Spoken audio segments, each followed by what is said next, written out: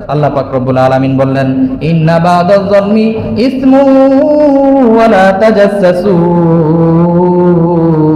আরেকটা কাজ বান্দা, মুমিন বান্দা তুমি করতে পারবা না, সেটা হলো মানুষের দোষ খুঁজে বেড়াইতে পারবে না। এই দোষ আমাদের মধ্যে আসেনি, মানুষের দোষ খুঁজে বেড়ানো। এক ব্যক্তি আরেক ব্যক্তির কি করা, দোষ অন্বেষণ করা, খুঁজে খুঁজে বের করা, অমুক ব্যক্তির মধ্যে কি দোষ আছে সেই দোষ বের করে আরেক ব্যক্তির কাছে প্রকাশ করা। আল্লাহ তাআলা বললেন, ওয়ালা তাজাসসু, ছিদ্রান্বেষণকারী হয় না, মানুষের দোষ খুঁজে খুঁজে বেড়ায় না।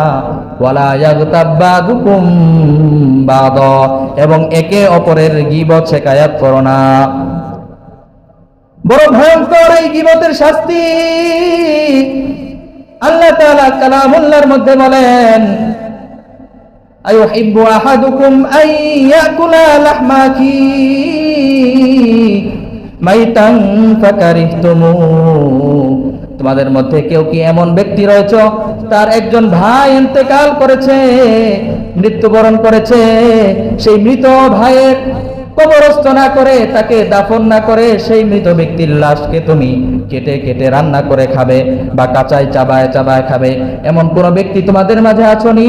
ফাকারিহতুমু, তারা অবশ্যই এই কাজটাকে ঘৃণা করে, এই কাজটাকে অপছন্দনীয় মনে করে। কি ভাইজান, নিজের আপন ভাইয়ের গোশত কেটে খেতে পারবেন? সবাই তো এটা অপছন্দ করে না? সবাই অপছন্দ করে। আল্লাহ তাআলা বললেন, ওয়ালা ইয়াগতাব বাদুকুম বাদা আইয়ুহিব্বু আহাদুকুম আন ইয়াকুলা লাহমা আখিহি মাইতান ফাকারিহতুমু ওয়াত্তাকুল্লাহ। গীবতের ব্যাপারে আল্লাহ তাআলাকে ভয় করো। ইন্নাল্লাহা তাওয়াবুর রহিম।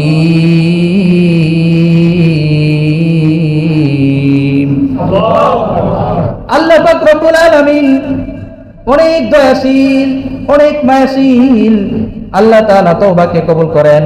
তুমি বান্দা যদি আগে গীবত শিকায়াত করে থাকো, জবানের হেফাজত যদি না করে থাকো, আজকে থেকে তওবা করো। ওয়াত্তাকুল্লাহ, আল্লাহ তাআলাকে ভয় করো। আল্লাহ পাক রব্বুল আলামিন অনেক মায়াশীল, অনেক দয়াশীল বান্দার প্রতি। তুমি বান্দা তওবা করলে আল্লাহ তাআলা তওবা কবুল করে তোমার জিন্দেগীর সমস্ত গুনাহ খাতা মাফ করে দিবেন।